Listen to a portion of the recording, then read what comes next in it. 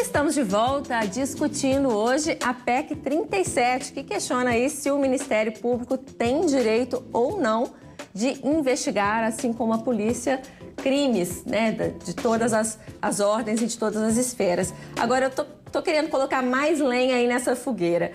Queria saber de todos vocês o que vocês acham disso. Por que essa proposta partiu de dentro da Câmara dos Deputados? Muita gente está dizendo por aí que a aprovação da PEC aumentaria a impunidade, principalmente na política. Isso procede? Bem, ela tem o discurso fácil e o discurso jurídico para essa questão, como eu falei no início. Pode-se vender essa imagem, até acredito que tem político interessado. Até acredito que tem político interessado. Mas o ponto que a gente tem que discutir não é a investigação do Ministério Público ou não. E aqui eu acho que eu vou sair aqui com um acordo com o Dr. Nédens aqui. Quem sabe até ao vivo no Brasil. Mas se o Ministério Público investigar, então que se tenha regras claras. Por lei, não é por resolução não, por lei. Mas tem que ter a contrapartida, porque aqui eu tenho números. Vão me permitir a ler. O Ministério Público, conforme dados do Conselho Nacional do Ministério Público, o retrato do MP, em agosto de 2012, o Ministério Público Estadual, não está incluído o Ministério Federal, recebeu 4.880.501 inquéritos. Ofereceu denúncia de 813.116.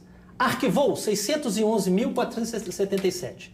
E tem agora nas mesas, no seu escaninho, na sua gaveta, para analisar 3.455.908 inquéritos. Ou seja, em torno de 70% do dever de casa que o Ministério Público tem que fazer, ele não está fazendo. Então nós podemos chegar àquele raciocínio que eu usei lá no início. A polícia está fazendo trabalho a contento? Não. O Ministério Público, que tem menor visibilidade da crítica popular, está fazendo um trabalho a contento? Não. Então não é a solução não é ele abraçar uma investigação no sistema. Doutor, pode incluir o judiciário também, que nós inclui o judiciário, o desembargador que está falando. Sem julgar pedra e inclui o judiciário. Vez, né? Então o que nós temos que ter é o seguinte. Eu acho que precisa ter uma reforma. Contraponto, tem que ter um contraponto. Se o Ministério Público vai investigar casos, que seja claro, o caso A, B e C. Mas o contraponto que vai fazer é o delegado também, que faz uma grande investigação e aquele fica parado no Ministério Público, também ofereceria denúncia. Isso é bom para a sociedade. E nós saímos daqui com o seguinte discurso: não é PEC da impunidade, nem PEC da legalidade, mas PEC da transparência. Um conselho de um controle externo feito por promotores, delegados e membros da sociedade, da OAB, da Associação de Imprensa, da sociedade civil organizada. Esse controle externo que iria acompanhar o trabalho do promotor, o trabalho do delegado. Isso sai desse discurso corporativista, promotor para um lado, delegado para o outro, e vai satisfazer os anseios da sociedade. A partir do momento que quem fiscaliza não é daquela instituição, mas é um controle paritário. E adiantando, a previsão de se oferecer a denúncia uma outra instituição, não há impedimento constitucional. Até porque o artigo 5º da Constituição assegura a ação privada subsidiária da pública. Ou seja, se o Ministério Público não agir no prazo adequado, a Constituição assegura no artigo 5º, inciso 49. Se o Ministério Público não agir com a denúncia no prazo adequado, a vítima pode fazê-lo. Então vamos regulamentar por lei. O delegado faria, o advogado do Estado, em caso de crime contra a lesão do Estado, também o faria. Então nós vamos deixar plural as atribuições de cada um. E um vigiando o trabalho do outro. A sociedade iria aplaudir de pé essa ideia. Aqui, gente, o doutor Nédens quer complementar. Eu queria aproveitar para perguntar também, aproveitando que você falou aí em corporativismo, se essa não poderia ser vista também como uma espécie de briga entre as corporações. Essa é a minha preocupação. Como eu falei, no decorrer dos últimos 10, 15 anos, nós temos evoluído muito num trabalho estritamente voltado na apuração dos fatos e de forma conjunta, com corresponsabilidade, coparticipação, etc. Essa PEC, da forma que foi estabelecida uma exclusividade para a polícia, para os delegados investigarem, ela está transformando num grande avanço em um retrocesso. Na questão aí me preocupou muito quando o Rodrigo começa o discurso fácil, põe fácil nisso, porque ele não está mais querendo estabelecer uma comparação do Brasil com Indonésia, Quênia e Uganda.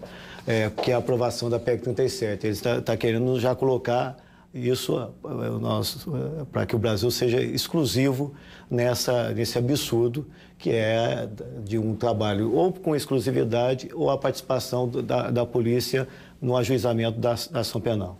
O que eu quero dizer com isso é o seguinte: o Ministério Público pode investigar porque decorre da sua própria atividade. Qual que é a sua atividade? Ele é o titular da ação penal pública.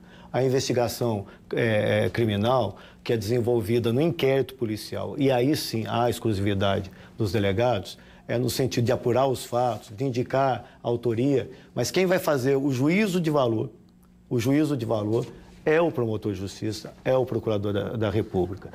Quando ele está na inércia, quando ele não age, quando ele não atua, daí o sistema prevê, sim, como o Rodrigo falou, que a própria vítima ofendida possa oferecer a denúncia. Porque esses dados aí são tão marcantes para nós? É porque, na maioria dos casos, os fatos não são devidamente investigados. E eu posso falar isso com tranquilidade, porque nós estamos aqui com o desembargador Feital, que foi o titular da vara de tóxicos durante muito tempo, não foi isso? 12 anos. 12 anos. E ele sabe que naqueles casos graves, muitas vezes envolvendo traficantes, quadrilhas, a investigação que nos chega não permite um juízo de valor suficiente para o oferecimento da denúncia. E nesses casos, ou quando não tem como apurar, ou é arquivado, porque já se perdeu no tempo, porque demora, os prazos não são cumpridos de acordo com o que está estabelecido no Código de Processo Penal. Mas eu acho que a grande pergunta... Só me permite, então? Ou são devolvidos para a complementação das provas. Com devido respeito, eu acho que o senhor não entendeu. São 4 milhões e 800, vou botar os números aproximados, 4 milhões e 800 mil inquéritos relatados, foram apresentados. O Ministério Público ofereceu denúncia, que é o dever de casa dele, de 800 mil. 20% só, nem isso. Ele arquivou, que cabe até a crítica, então foi mal feita a investigação, o que seja, 600 mil. Mas 3 milhões e 455. E quantos foram devolvidos, 70? Doutor? Quantos foram devolvidos para... Não, o que mas essa que é a questão. Sim, nesse número fantástico, ele nem olhou. Estão aqueles inquéritos que não tem como arquivar. Mas como que ele sabe se ele nem olhou? 3 milhões e 455 mil, você não foram apreciados. Onde estão os devolvidos, doutor? Para complementação. Esses dados não fui eu, não. Esse é do Conselho Nacional do Gente, mas vamos pensar aqui no... dados estão aqui. Então, eu sei que cada um tem seu. Então é fácil. O discurso é fácil. A polícia não investiga. Mas quando é o dever de casa dele, ele... Não é verdade. Eu posso investigar. Mas quando o outro oferecer denúncia, não pode. Qualquer promotoria criminal de Minas ou do Brasil como um todo vão verificar que esses inquéritos policiais, e mesmo porque não comportaria o espaço, foram devolvidos para a complementação das provas. Essa é a regra. Não. Aqui, doutor, a regra é a seguinte: 3 milhões e 455 mil quantos não foram lidos. Quantos foram devolvidos, doutor? Vamos botar como arquivado. Não, doutor, não é arquivado, não. Quantos foram devolvidos para o delegado complementar as provas? Então, a investigação. O CNMP omitiu. O senhor sabe muito bem que os devolvidos estão nesse número. Que seja, vamos tirar mais 20%. Não é 20%, não. O que eu quero dizer para o senhor, se for por percentual, a estatística que existe é cada 100 inquéritos.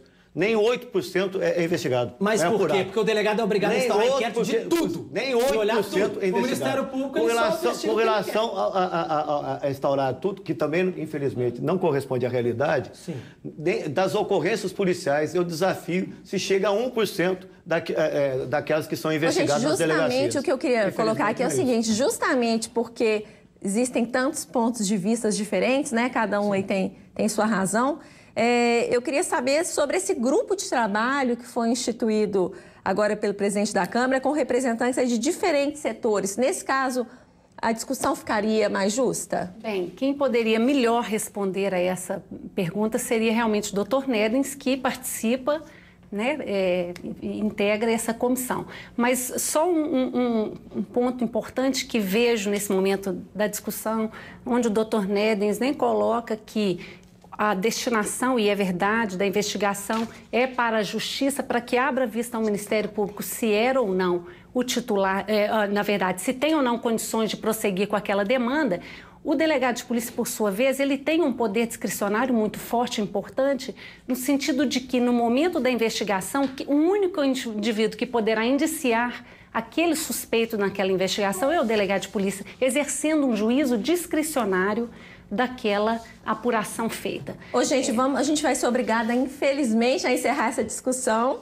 Eu queria só lembrar aqui que uma nova PEC, ou projeto de lei, deve ser apresentada até o dia 30 de maio. Vamos ver o que vai mudar e torcer aí para todo mundo chegar num acordo. Boa noite a todos. Obrigadíssima pela presença. E amanhã a gente vai estar falando aí sobre o consumo de medicamentos por crianças e adolescentes com transtorno de déficit de atenção e hiperatividade.